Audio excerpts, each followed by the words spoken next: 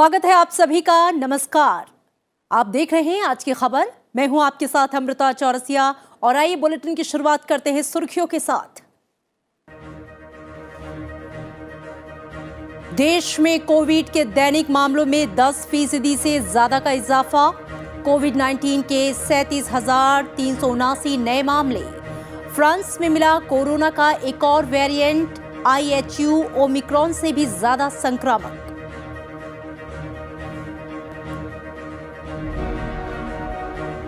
देश में अब तक ओमिक्रॉन के 1,892 मामले, 147 करोड़ 60 लाख से ज्यादा कोविड टीकाकरण, 15 से 18 वर्ष आयु वर्ग के 81 लाख से ज्यादा किशोरों को लगाए गए कोविड टीके।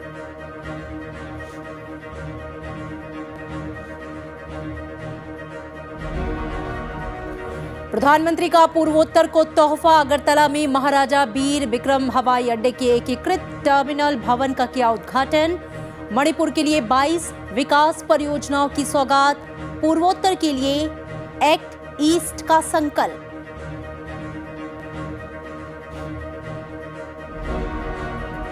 नीट एडमिशन में EWS आरक्षण मामला। नीट PG दाखिले में EWS आरक्षण मामले संबंधी याचिका पर सुनवाई बुधवार को। केंद्र सरकार की जल्द सुनवाई की अपील के बाद सुप्रीम कोर्ट का निर्णय।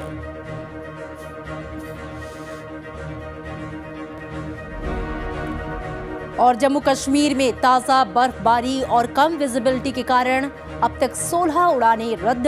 हिमाचल प्रदेश के कई इलाकों में भारी हिमपात। मौसम विभाग का हिमाचल में बर्फबारी को लेकर येलो अलर्ट।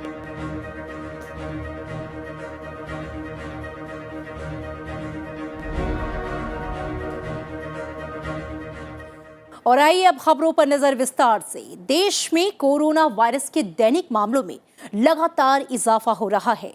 कोविड-19 केसों में 10% से ज्यादा का उछाल देखने को मिल रहा है। पिछले 24 घंटे में 37,379 नए कोविड-19 के मामले दर्ज किए गए। इसके साथ ही कुल संक्रमितों की संख्या 3.5 करोड़ के करीब पहुंच गई। वहीं एक्टिव मामलों की संख्या 1,71,000 से ज्यादा है। कोरोना से ठीक होने वालों की अगर हम बात करें तो पिछले 24 घंटे में 11,000 से ज्यादा मरीज कोरोना से ठीक हुए हैं। उपचाराधीन मामले संक्रमण के कुल मामलों का 0.49% है, जबकि कोविड-19 से स्वस्थ होने की राष्ट्रीय दर 98.13% है।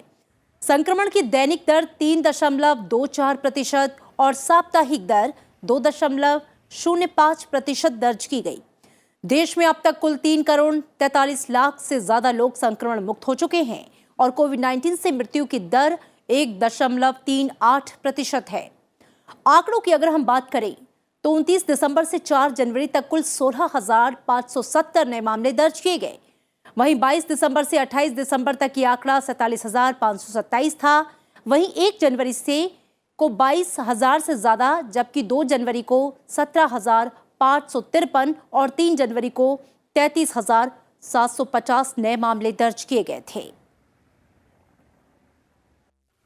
पंजाब के पटियाला में मेडिकल कॉलेज में 100 से ज्यादा छात्र कोविड पॉजिटिव पाए गए हैं, जिसके बाद से हॉस्टल खाली करा लिया गया है। हॉस्टल में 1,000 के करीब स्टूडेंट्स रहते हैं। वहीं कुछ ऐसी ही हालत यूनिवर्सिटी में भी नजर आ रही है।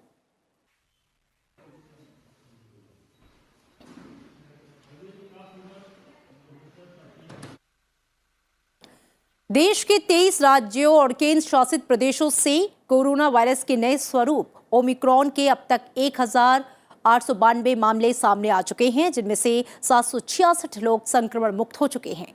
केंद्रीय स्वास्थ्य मंत्रालय के मुताबिक नए स्वरूप के महाराष्ट्र में सबसे अधिक 568 मामले सामने आए और इसके बाद दिल्ली में 382, केरल में 185, राजस्थान में 174, गुजरात में 152 और तमिलनाडु में 121 मामले सामने आ चुके हैं।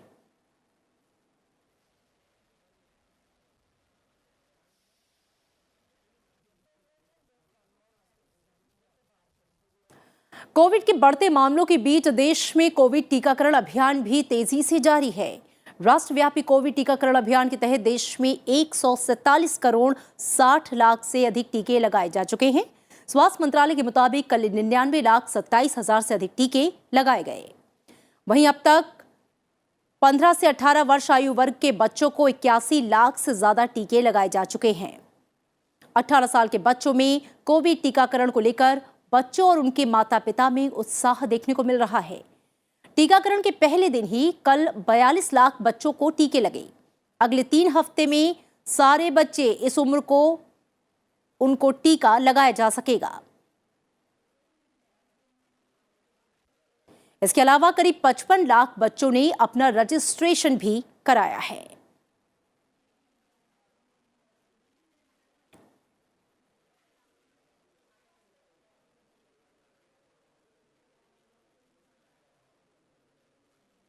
और इसी बीच टीकाकरण संबंधी राष्ट्रीय तकनीकी सलाहकार समूह के कोविड-19 कार्य समूह के अध्यक्ष डॉक्टर एन.के. अरोड़ा ने कहा है कि देश में बड़े शहरों में कोरोना वायरस के दैनिक मामलों में ओमिक्रॉन स्वरूप के मामले 50% से भी अधिक है और पिछले एक सप्ताह में मामलों में तेज बढ़ोतरी वैश्विक महामारी की तीसरी लहर की ओर इशारा करती है।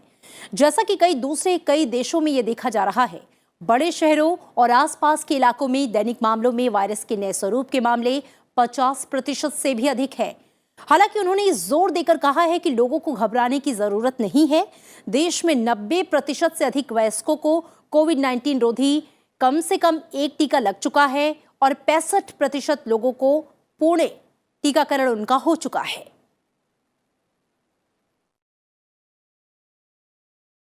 केंद्रीय मंत्री डॉक्टर जितेंद्र सिंह ने कोविड संक्रमितों की बढ़ती संख्या को देखते हुए सरकारी कर्मचारियों के लिए बायोमेट्रिक उपस्थिति तत्काल प्रभाव से निलंबित करने का ऐलान किया है। ये फैसला कर्मचारियों की सुरक्षा और स्वास्थ्य के हित में लिया गया। कार्मिक और प्रशिक्षण विभाग ने विभाग प्रमुखों को यह सुनिश्चित करने के लिए कहा है कि कर्मचारी हर समय मास्क पहने और कोविड नियमों का पालन करें। अवर सचिव स्तर से नीचे के सरकारी कर्मचारियों की उपस्थिति वास्तविक संख्या के 50% तक सीमित कर दी गई है। 50% कर्मचारी घर से काम करेंगे। दिव्यांगों और गर्भवती महिला कर्मचारियों को कार्यालय आने से छूट दी गई है, लेकिन वे घर से काम करेंगे। कार्मिक और प्रशिक्षण विभाग ने यह कहा है कि अधिक संक्रमण वाले क्षेत्रों में रहने वाले सभी अधिकारियों और कर्मचारियों को तब तक कार्यालय आने से छूट दी जाए जब तक कि कंटेनमेंट जोन को डी नोटिफाई नहीं किया जाता।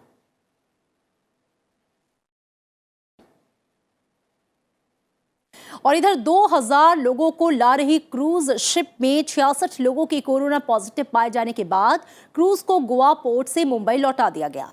कोरोना पॉजिटिव कई लोगों ने क्रूज से उतरकर गोवा के मेडिकल फैसिलिटी में क्वारंटाइन होने से मना कर दिया था, जिसके बाद से क्रूज को वापस मुंबई भेजा गया। नए साल की पार्टी के लिए क्रूज मुंबई से गोवा पहुंचा था।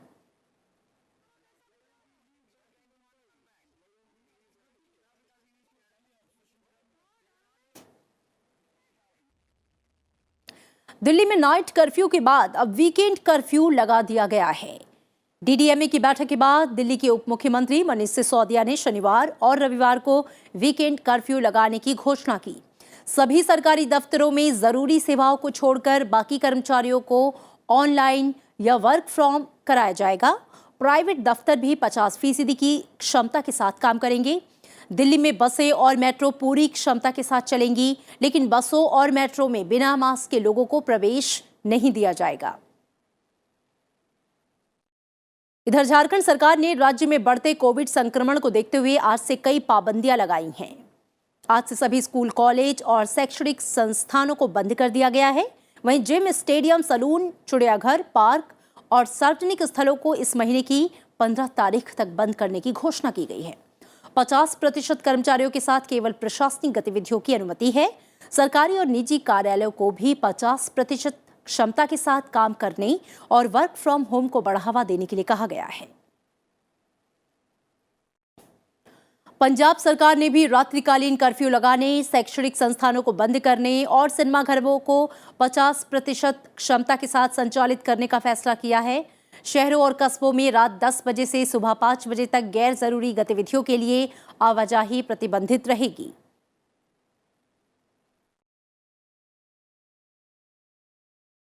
फ्रांस में वैज्ञानिकों को कोरोना वायरस का एक नया वेरिएंट मिला है, जो कि ओमिक्रॉन से भी ज्यादा संक्रामक है। ये वेरिएंट ज्यादा म्यूटेट है और इसका नाम IHU है। शोधकर्ताओं ने कहा है कि इस वेरिएंट में 46 म्यूटेशन हैं, जो कि ओमिक्रॉन से भी ज्यादा हैं। विशेषज्ञों ने कहा है कि IHU वेरिएंट वैक्सीन और संक्रमण को लेकर ज्यादा प्रतिरोधी है। यह नया वेरिएंट ऐसे समय पर मिला है जब दुनिया के ज्यादातर देश में ओमिक्रॉन वेरिएंट फैला हुआ है।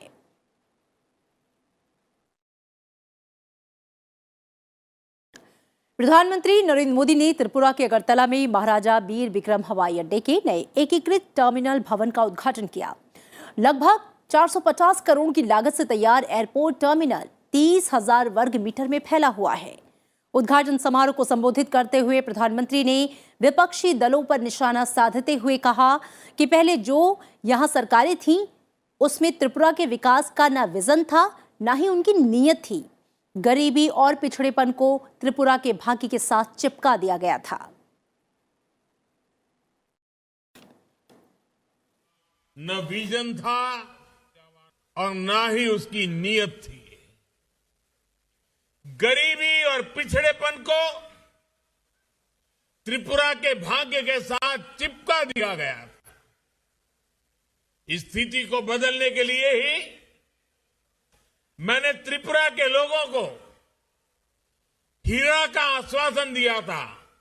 हीरा, HIRA।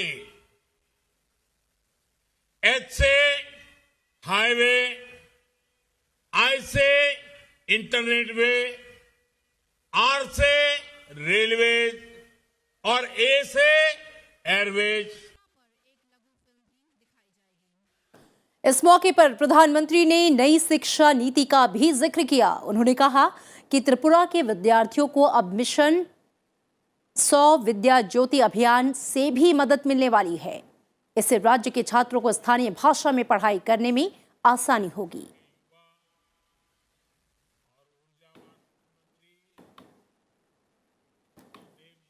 भारत को आधुनिक बनाने वाले दूरदृष्टा नौजवान मिले, इसके लिए देश में नई राष्ट्रीय शिक्षा नीति लागू की जा रही है। इसमें स्थानीय भाषा में पढ़ाई पर भी उतना ही जोर दिया जा गया है। त्रिपुरा के विद्यार्थियों को अब मिशन 100 विद्या ज्योति अभियान से भी मदद मिलने वाली है। प्रधानमंत्री ने यहां पर मुख्यमंत्री त्रिपुरा ग्राम समृद्धि योजना और विद्या ज्योति स्कूल परियोजना मिशन का शुभारंभ किया। उद्घाटन से पहले प्रधानमंत्री ने पूरे इंटीग्रेटेड टर्मिनल भवन का निरीक्षण किया।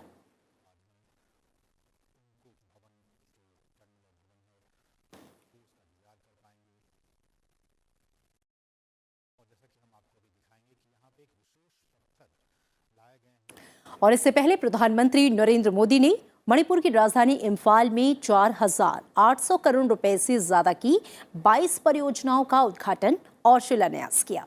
इस मौके पर जनसभा को संबोधित करते हुए प्रधानमंत्री ने कहा कि पूर्वोत्तर को लेकर पहले की सरकारों की डॉट लुक ईस्ट पॉलिसी थी, लेकिन हमने पूर्वोत्तर के लिए एक्ट ईस्ट का संकल्प लिया है।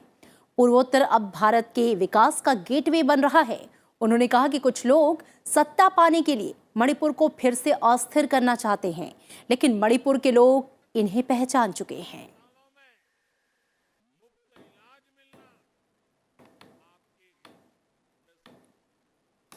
हमें याद रखना है कि कैसे हमारे मणिपुर को पिछली सरकारों ने ब्लॉकेड स्टेट बनाकर रख दिया था।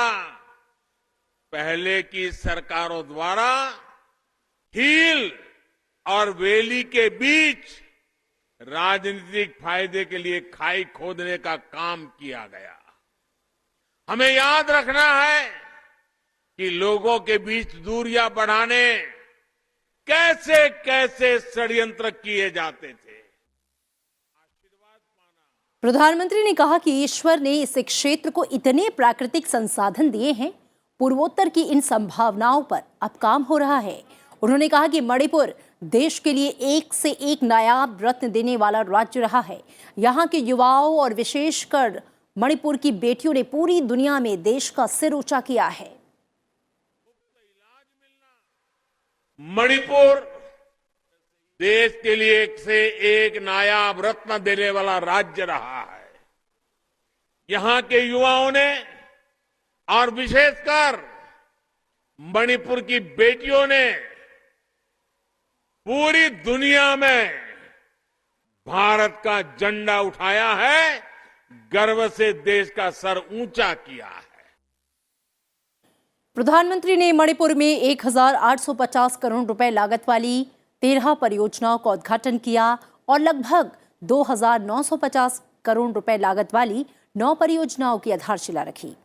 क्षेत्र में बेहतर संपर्क सुविधा बहाल करने के लिए प्रधानमंत्री ने 5 राष्ट्रीय राजमार्ग परियोजनाओं के निर्माण की आधारशिला रखी। प्रधानमंत्री ने इम्फाल से सिलचर के लिए साल भर निर्बाध संपर्क बढ़ाने के लिए बराक नदी पर बने स्टील ब्रिज का उद्घाटन किया। उन्होंने 2,387 मोबाइल टावर का लोकार्पण किया। उन्होंने इम्फाल में पीपीपी आधार पर बनने वाले अत्याधुनिक कैंसर अस्पताल की आधारशिला रखी। राज्य में हथकरघा उद्योग को मजबूत करने के लिए प्रधानमंत्री ने मेगा हैंडलूम क्लस्टर और क्राफ्ट एंड हैंडलूम विलेज परियोजनाओं समेत कई दूसरी महत्वाकांक्षी परियोजनाओं की आधारशिला रखी।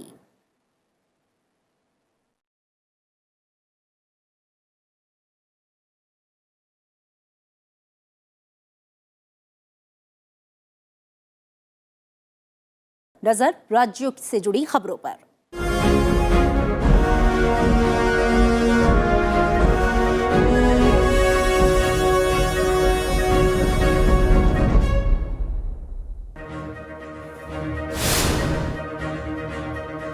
प्रधानमंत्री नरेंद्र मोदी कल पंजाब के फिरोजपुर में 42,750 करोड़ रुपए से अधिक की विकास परियोजनाओं की आधारशिला रखेंगे।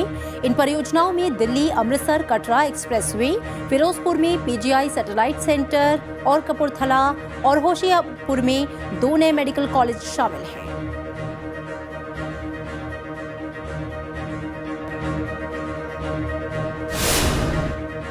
बीजेपी के राष्ट्रीय अध्यक्ष जेपी नड्डा तेलंगाना बीजेपी प्रमुख बी संजय कुमार की गिरफ्तारी का विरोध करने हैदराबाद पहुंचे। जेपी नड्डा यहां बीजेपी के कैंडल मार्च में शामिल हुए।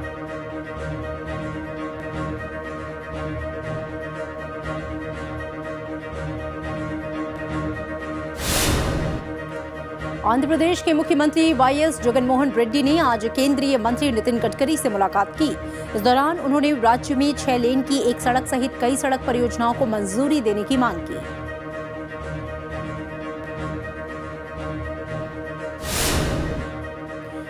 केंद्रीय मंत्री नितिन गडकरी आज उत्तराखंड के उधम सिंह नगर में बीजेपी की विजय संकल्प यात्रा में शामिल हुए। जनसभा को संबोधित करते हुए उन्होंने उत्तराखंड राज्य में चल रही राष्ट्रीय राजमार्ग परियोजनाओं और राज्य में प्रस्तावित सड़क परियोजनाओं की जानकारी दी।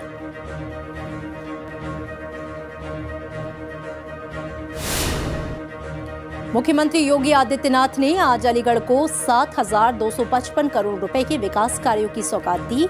मुख्यमंत्री ने पारेषण केंद्र और 113 परियोजनाओं का लोकार्पण और शिलान्यास किया। साथ ही हरदुआगंज थर्मल पावर स्टेशन का निरीक्षण किया।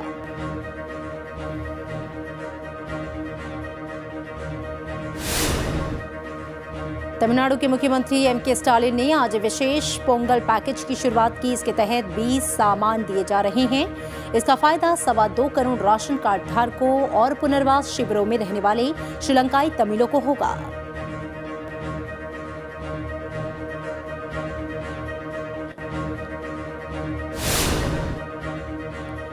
उत्तर प्रदेश में आईआईटी कानपुर ने एसजीपीजीआई लखनऊ के साथ मिलकर telemedicine platform digital health ATM launch किया। इसमें मरीज का इलेक्ट्रॉनिक मेडिकल रिकॉर्ड बना सकते हैं। इस सेवा के जरिए लोग घर बैठे ही डॉक्टर से face to face video call के जरिए बात कर सकते हैं।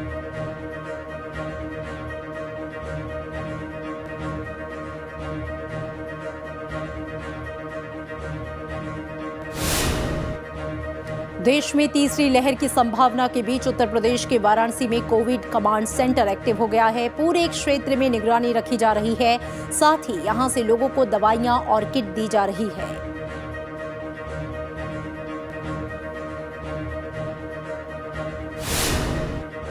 पश्चिम बंगाल में कोविड के केस बढ़ने के बाद लगाए गए प्रतिबंधों का असर दिखने लगा है। रेलवे में कोविड नियमों का सख्ती से पालन किया जा रहा है। लोकल ट्रेनें समय के मुताबिक चलाई जा रही है।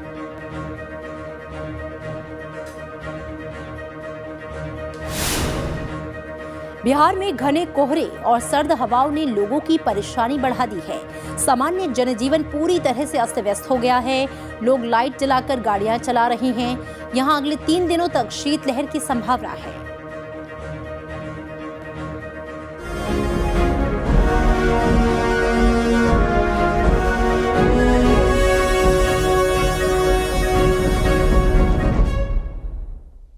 जम्मू कश्मीर के कुलगाम जिले में सुरक्षा बलों के साथ मुठभेड़ में लश्कर तैयबा के 2 आतंकवादी मारे गए। सुरक्षा बलों ने कुलगाम जिले के ओके गांव की घेराबंदी कर वहां तलाशी अभियान शुरू किया था, जो बाद में मुठभेड़ में बदल गया। मारे गए दोनों आतंकवादी स्थानीय लोग थे और लश्कर से जुड़े थे। वे कई आतंकवादी गतिविधियों में संलिप्त थे।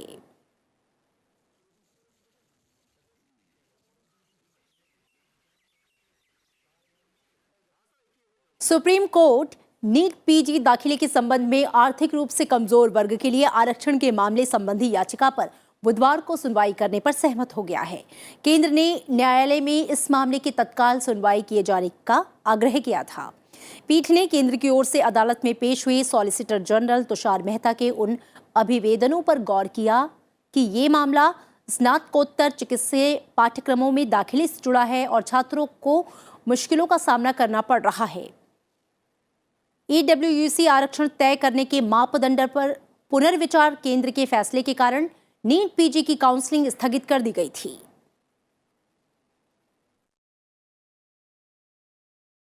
और इधर पहाड़ों पर एक बार फिर ताजा बर्फबारी हुई है, जिसका असर उत्तर भारत में देखने को मिल रहा है। यहां ठंड में इजाफा हुआ है। जम्मू कश्मीर की ग्रीष्मकालीन राजधानी श्रीनगर में साल की पहली बर्फबारी हुई है। बर्फबारी के कारण घाटी में रात के तापमान में बढ़ोतरी जो है वो दर्ज की गई है। बर्फबारी और कम दृश्यता के कारण कश्मीर आने जाने वाली उड़ानें प्रभावित हुई हैं। अब तक 16 उड़ानें रद्द की गई हैं। मौसम में सुधार होने पर विमान सेवाओं के दिन में बहाल होने की संभावना है। वहीं अनंतनाग जिले के पहलगांव में ताजा हिमपात से पूरा इलाका बर्फ की चादर में ढक गया है। कुछ इलाकों में बर्फबारी इतनी ज्यादा हुई है कि गाड़ियां भी बर्फ में धंसी दिखाई दी। मौसम विज्ञान विभाग ने 8 जनवरी तक मध्यम से भारी हिमपात या बारिश का पूर्वानुमान लगाया है। इस दौरान कुछ स्थानों पर भारी हिमपात की संभावना है। बर्फबारी की वजह से यातायात पर असर पड़ा है। जम्मू कश्मीर को लद्दाख से जोड़ने वाले जोजिला दर्रे को जनवरी महीने में पहली बार वाहनों के आवागमन के लिए खोल दिया गया। 2 जनवरी को 72 वाहनों ने पहली बार जोजिला दर्रा पार किया। सीमा सड़क संगठन ने रविवार को अपने ट्विटर हैंडल पर जोजिला दर्रा पार करने वाले वाहनों का वीडियो पोस्ट किया। जोजिला दर्रा आमतौर पर सर्दियों के महीनों में बंद रहता है। नए साल में हिमाचल प्रदेश के लाहौल स्पीति, कुल्लू, शिमला, चंबा सहित ऊंचाई वाले कई इलाकों में पहली बर्फबारी हुई। वहीं शिमला के आसपास के इलाकों में बारिश जारी है। भारी बर्फबारी से कई रूटों पर बसों की आवाजाही ठप हो गई है। अटल टनल के पास बर्फबारी के बाद प्रशासन ने सैलानियों को रोक दिया है।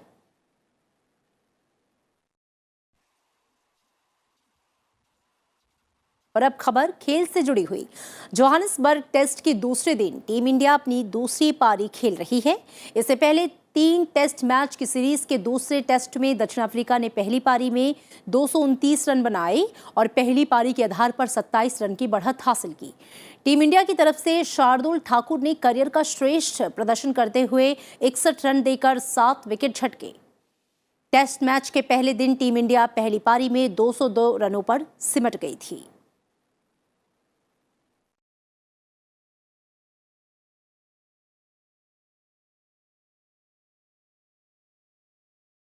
और इन तमाम खबरों के साथ बुलेटिन में फिलहाल इतना ही। चलते चलते आपको छोड़ जाते हैं मनाली में आयोजित शीतकालीन कार्निवाल की तस्वीरों के साथ। दीजिए इजाजत। नमस्कार।